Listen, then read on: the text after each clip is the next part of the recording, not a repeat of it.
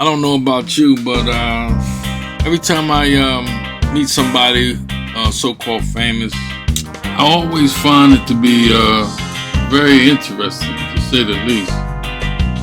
And so I decided to make this video just to talk about some of the most famous people that I have ran into over my years. Please stick around to the end of the video so you can see the most famous person that I ever met. Please comment if you don't mind, tell me some of the famous people you've met. So that's what this video is all about. So the first person that I ever met that was famous was this TV show host by the name of Gene London. I was about in the first or second grade, and we was on a class trip, and met Gene London. And then the second person was Mr. Georgie Woods, the guy with the goods, they called him. He was a local DJ, and he had a TV show, and my mom took us up there, and we met him. And on this particular day, one of the members of the Temptations was performing, and met him also, Mr. David Ruffin. And I didn't meet my next famous person until I was around 16, and it was the Queen Elizabeth. Actually, I was like about 3 feet from her, behind a fence, because she was there to celebrate the bicentennial, country's bicentennial in Independence Hall in Philadelphia. So around the age of 20, I started at a community college in Philadelphia, and at that time I discovered the wonderful world of music of Bob Marley. And also at that time, that's when I started into local politics. And so I was, that's me sitting there to the right of Mr. Herbert Berry, became the city council person. And then also part of the campaign was the late great David P. Richardson Jr. Then during my political travels, I met the late great Cecil B. Moore. And then around that time also, I was a member of the Black Student Congress at the community college, and we brought in speakers like Donnell Lee, also known as Hakeem Mahabuti. Mumia Abu-Jamal often came through the office. And then also many members of the MOVE organizations came through on a regular basis. This is an image here I imported myself in the midst of all the chaos that went down on August 8th, 1978. This is Sister Jeanette Knighting, very fiery speaker, and also Ramona Africa. Also, we brought through the late great Dr. Ben. And then also I, along with some students at Temple University Pan-African Studies program, I had the pleasure to actually visit him in his apartment, Harlem. I also met the president of the Republic of New Africa, Mario Bedelli.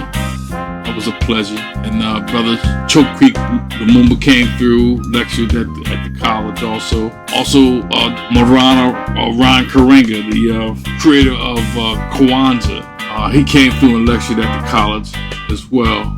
So after a little short stint in the Navy, and after finishing college, I began driving a cab. And at that time, I met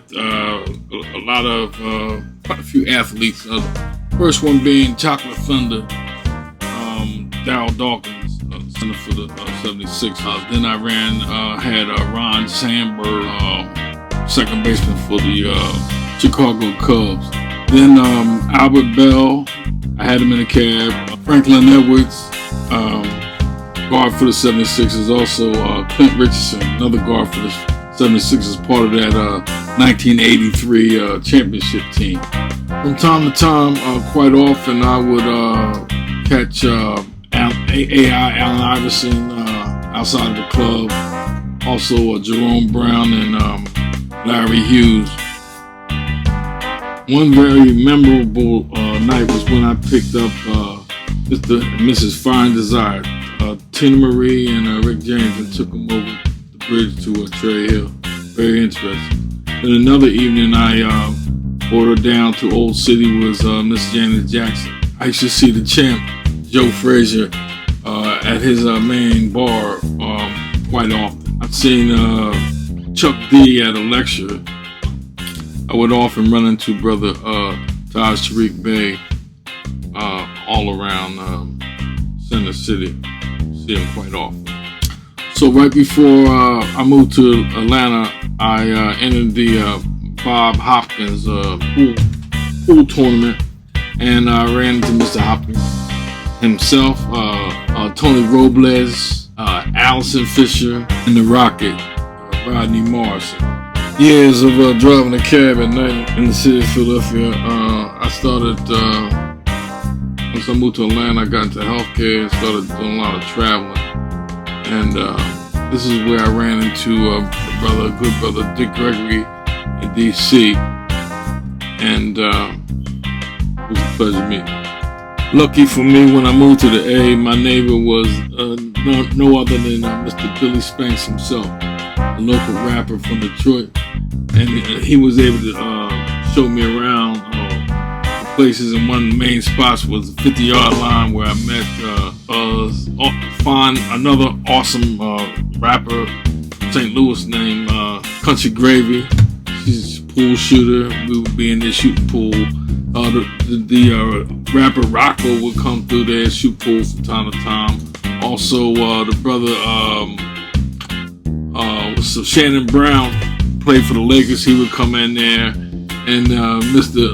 Robert Dean himself, a multi-level marketer who was said to be making $350K a month. Very interesting spot the 50-yard line was. So we almost done and almost ready for my big reveal of the most famous person I ever met. But on that journey, it was in AC, and when I was in AC, I ran into the brother Mike Quick, a former football player for the Philadelphia Eagles, Beetlejuice, and Evander, the real deal Holyfield. The last famous person I met was former 76ers center Theo Ratliff. He came to the center one time and actually challenged me to a game of pool, and I let him know, yo, you really don't want to do that. He walked away. And finally, drum rolls, please. The most famous person I ever met in AC about 3 years ago was Mr. Yabba Dabba Doo himself, Mr. Freddie Flintstone. He was so happy to let me take his picture. Made my day.